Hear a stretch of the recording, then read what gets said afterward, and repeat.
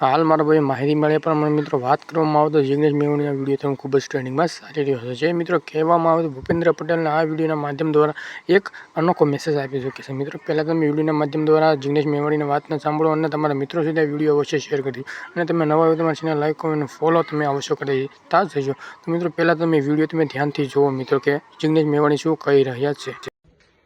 રાજકોટ પધારી રહેલા રાજ્યના મુખ્યમંત્રી માનનીય ભૂપેન્દ્રભાઈ પટેલને મારી વિનંતી કે કોળી સમાજના પત્રકાર યુવાન સુરેશ વડેચાની રાજકોટમાં જઈ સિવિલ હોસ્પિટલમાં જઈને તમે એકવાર ખબર કાઢતા હો અને એને પૂછતા હો કે ડીસીપી જગદીશ બાંગરવા દ્વારા એમના દ્વારા કરાયેલા આરોપ મુજબ સુરેશભાઈના ગુદા માર્ગમાં પેટ્રોલ છાંટવામાં આવ્યું હતું કે નહીં.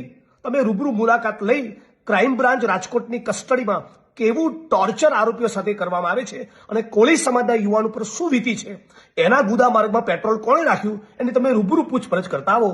આટલી મારી વિનંતી અને અપીલ છે.